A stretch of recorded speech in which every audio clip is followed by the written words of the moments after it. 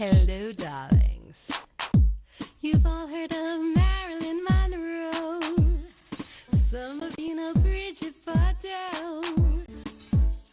Well, now it's time for the Cognac show. I said cognac, ooh, ooh. I said cognac, ooh, ooh, ooh. I'm your bubbly blonde, fabulously dressed to till I saw you, could have been your love, that's completely fine. I want anybody want us to stay so bad, I want us to stay strong. Some kids just wanna learn to fly. Others are too scared.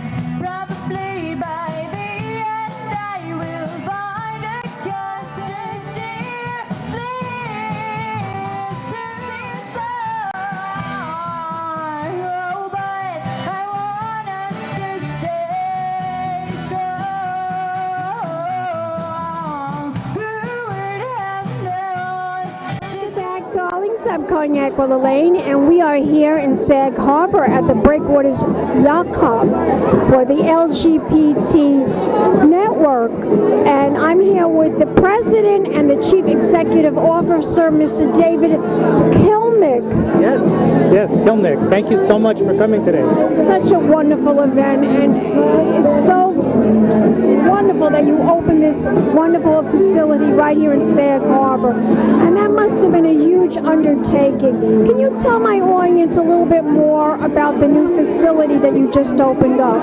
Sure. You know, as the LGBT Network is an association of several different nonprofit organizations, including Long Island Gay and Lesbian Youth, the Long Island LGBT Community Center, Sage Long Island for Our Elders, and we just expanded into Queens. We have the Queens LGBT Center now too. And, you know, serving Long Island's LGBT community means that we have to have more than one center to make our services accessible. And a couple of years ago, there was a 16-year-old in East Hampton, David Hernandez Barros. Oh, I heard about that. It was tragic. I mean, he didn't have any support. He didn't have anywhere to go, so he took his own life. And we said, you know what, we can't wait one more day to open a center here on the East End so that there isn't one more kid that feels like they have to take their life. So the center is a beacon of hope for so many kids, for their parents, for their families, you know, for LGBT people, for straight people. It's really a hub of activities for East End's LGBT community. And we have all different kinds of services. We have a drop-in center for people to drop in. We do cultural activities, art activities, we do counseling, we do HIV testing. We're out in the community, in the schools, doing some anti-bullying work. We're really all over the East End, making sure that our community feels safe no matter where they're at. Tell my audience how you became involved. I'm actually the founder of the organization. So you decided to create this organization. Yeah. How wonderful. How long has it been in existence? 23 years, and I started the organization when I was a student at Stony Brook University. You're a baby! I know. Now I'm going to be middle-aged. Well, I am middle-aged. I'm going to be Sage Long Island age soon, but yeah, no, it was, you know, I started the organization when I was a student at Stony Brook, doing my master's project when I was studying for a master's in social work, and we went out into, I created a curriculum to go out into Long Island schools to talk about what it's like to grow up LGBT. And what happened at the end of these workshops was that a couple of students, when the workshop was over, would shuffle their papers, would hit stuff on the floor so that everyone else would leave class, and then they would come up when no one could see them coming up to ask the gay speaker a question and say, it was the same question no matter where it was, is there any place I can go?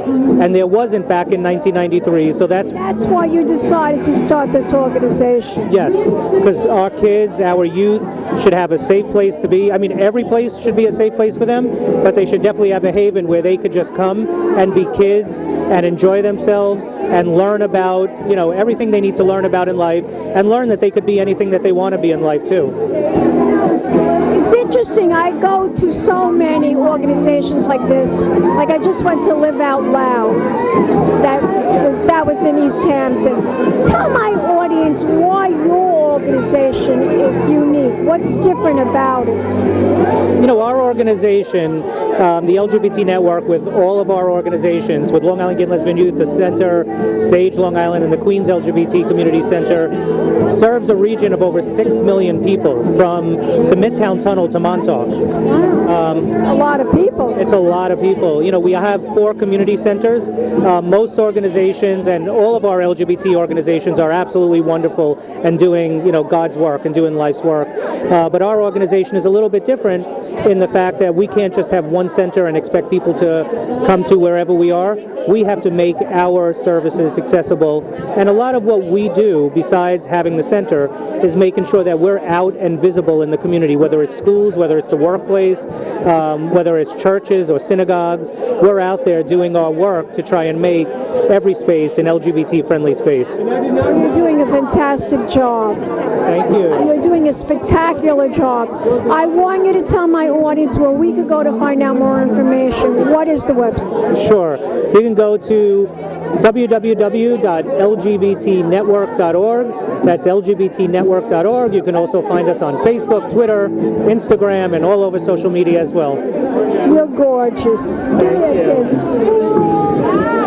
go away yet. We'll be back in a moment, darlings. More interviews coming up right here in the Hamptons. Keep watching. Big champagne kisses.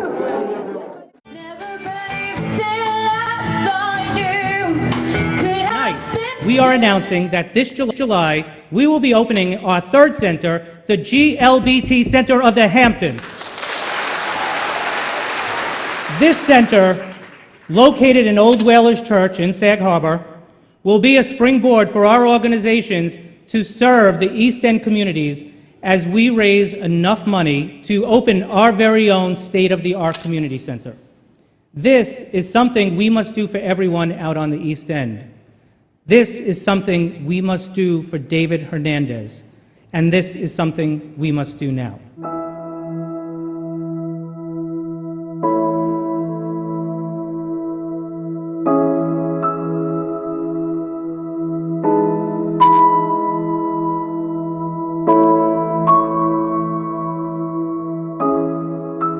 At the end of September in 2012, there was a young kid named David Hernandez Barros who committed suicide.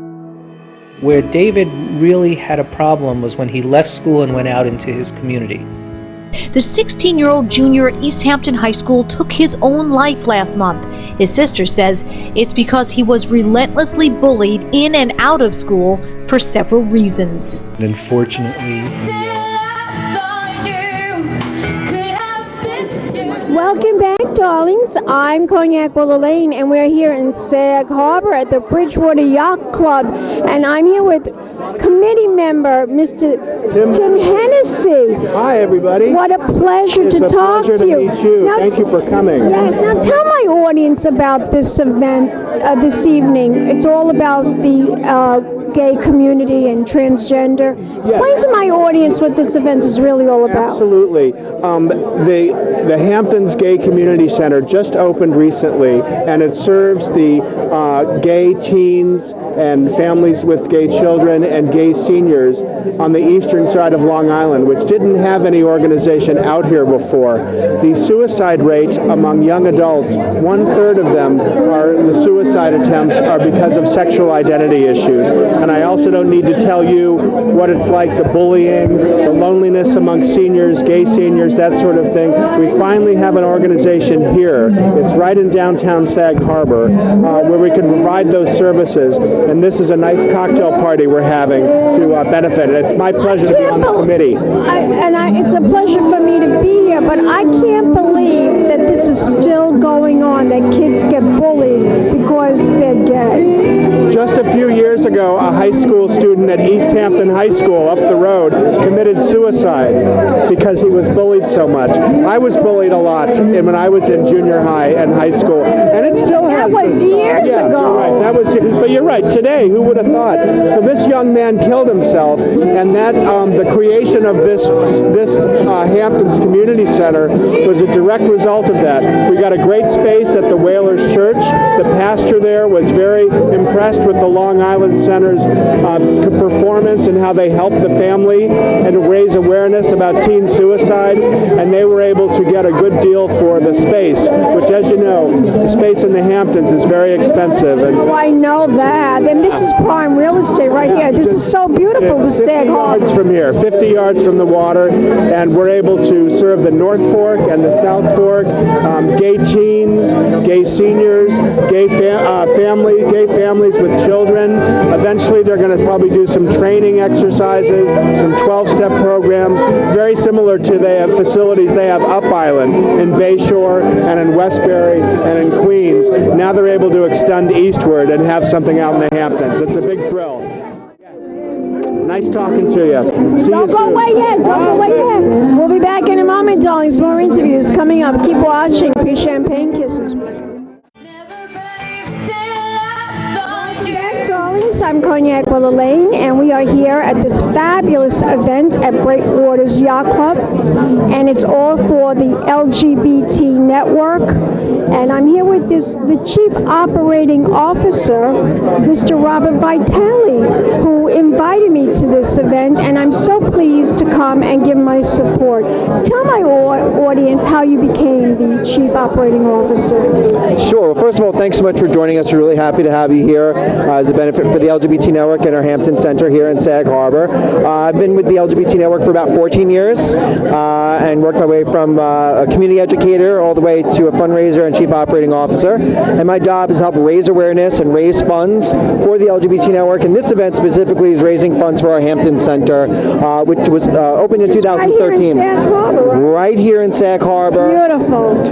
We're at Old Whalers Church right on Union Street, but we're still relatively new. We're trying to spread the word and let people know that we're running programs for LGBT youth, LGBT older adults, LGBT-headed families. We're out in the schools. We're doing outreach. We're helping stop bullying. We're open 5 days a week, and we want people to know about it. And if people need help, we want them to contact us and to also donate and support the LGBT and participate. network. Absolutely. Tell my audience about the very important programs and services that are available through the network.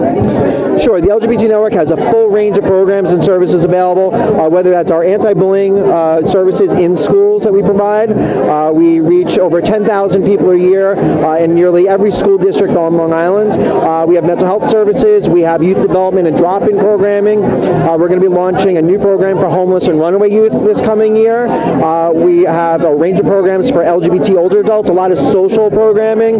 We have a program just for the transgender community to help them, provide them. That's something new.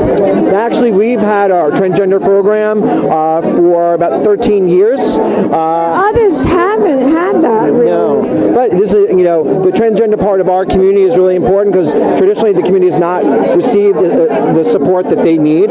So we've been there and continue to be there and grow our services to help the transgender community and give them support groups, social support, and provide them with a space to feel safe. And we do that at each one of our 3 community centers in Woodbury, Bayshore, and Sag Harbor. Yeah, so you have a Woodbury office. That's not too far away from where I live, actually. We're in Woodbury, and we're also going to be opening up in about a year and a half an additional community center in Patchogue, and our Bayshore Community Center is going to become the site of what is going to be the New York Tri-State Area's first LGBT-friendly affordable senior housing complex. So it's going to be 60 units of affordable housing anchored by an LGBT community center that we operate. It's terrific. Now, how did you get involved with this? Why did you get involved? Why? Working at an LGBT community center was really a dream job for me. I wanted to be part of the community and really be active in helping other people, get support, feel safe, and meet other people. Meet other people. It's wonderful. I want you to tell my audience where we could go to find out more information. What is the website? Sure. If you want more information on the LGBT Network and our Hampton Center and our other centers, where we can support, donate, and participate. And certainly where you can make a donation is lgbtnetwork.org. Terrific. Let's toast. Don't go away yet. Thank you so much. Thank you. Thank Don't you. go away yet. We'll be back in a moment, darling. More interviews coming up. Keep watching. Champagne kisses.